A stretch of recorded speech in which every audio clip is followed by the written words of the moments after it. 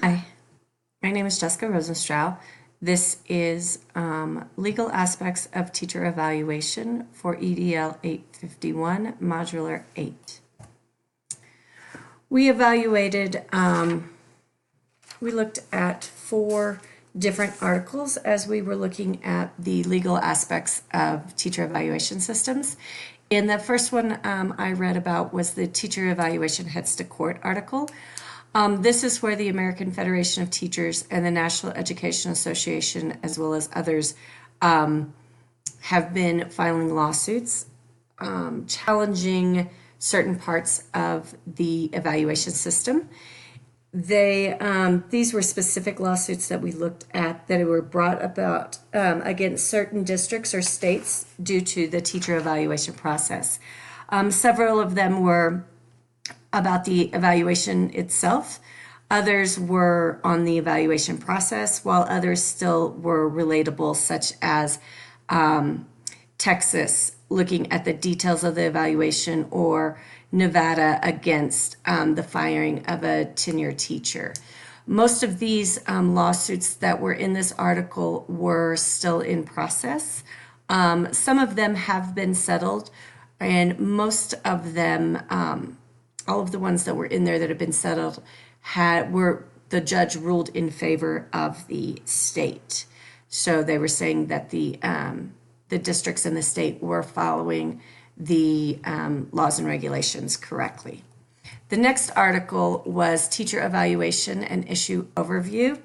And so this article focused on the why and how the evaluation system has changed in recent years. So they discussed the 4 factors in the evaluation, how we are looking at the research on teacher quality. We are looking at how to improve teacher effectiveness, and the other factors, the political pressure and the efforts by advocacy groups and policymakers, revamping those state laws that are in place. Other things that they discussed in this article were the incentives that kind of helped encourage this change. 2 that I mentioned in here were the Bill and Melinda Gates Foundation or the Race to the Top competition.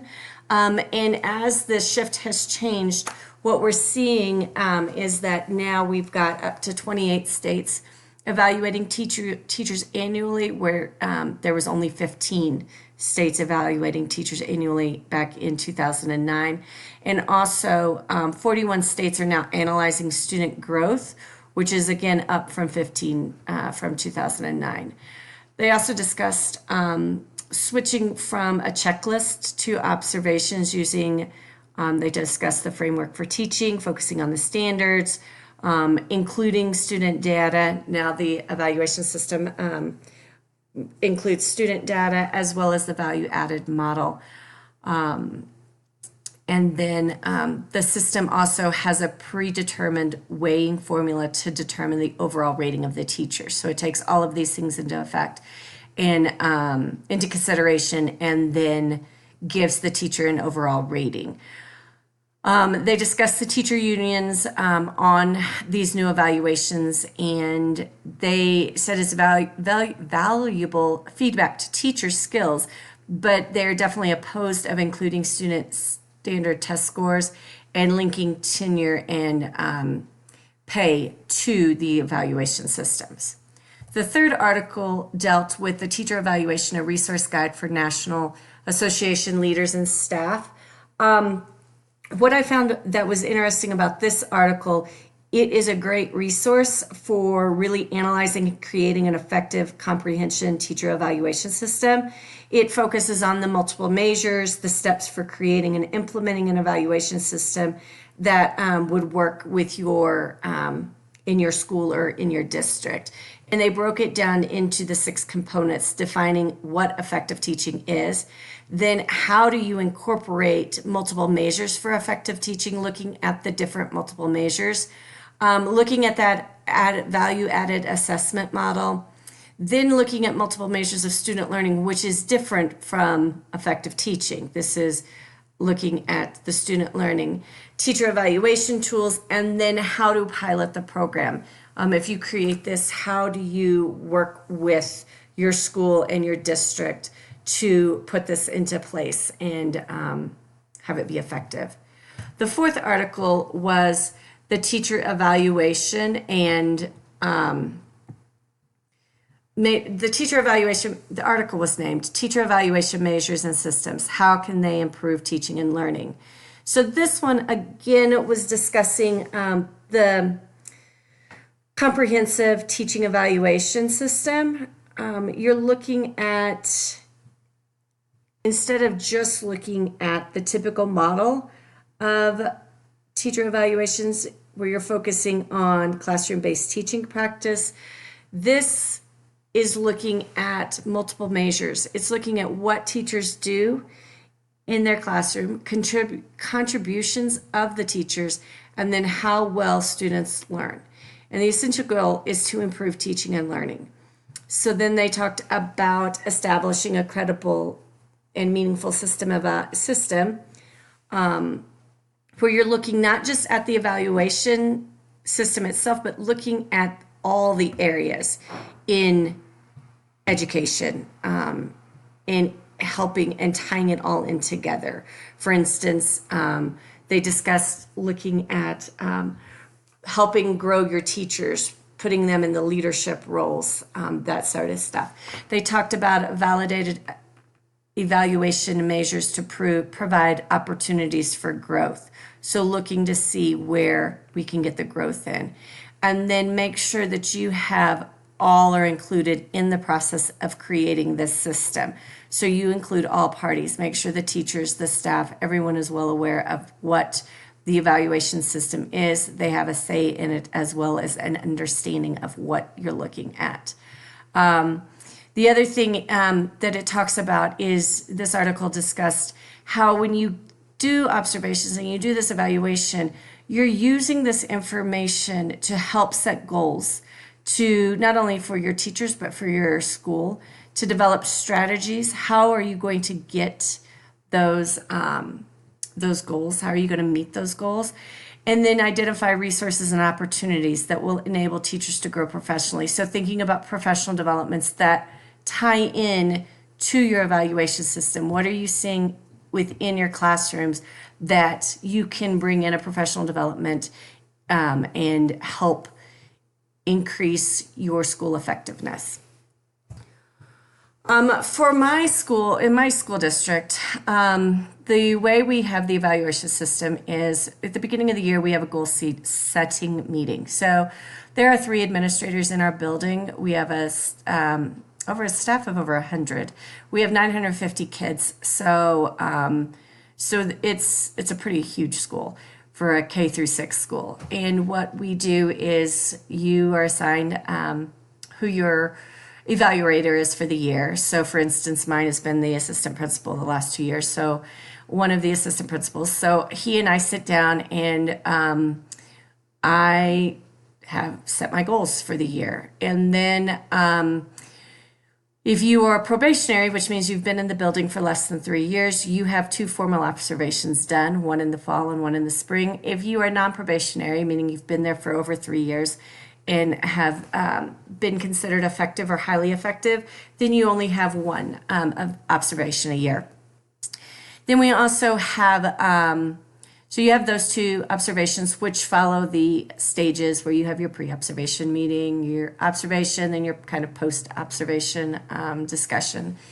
Then we have teacher evaluations. So you have a self-evaluation. So at the beginning of the year, you kind of rate yourself on where you feel you are. And then mid-year and end of the year, you sit down with your administrator and go through how he or she is feeling you are. And this is all based on the standards. Then at the end of the year, they have a composite score. So what they do is they take all of your educator practice, so your observations, your evaluations, all of that.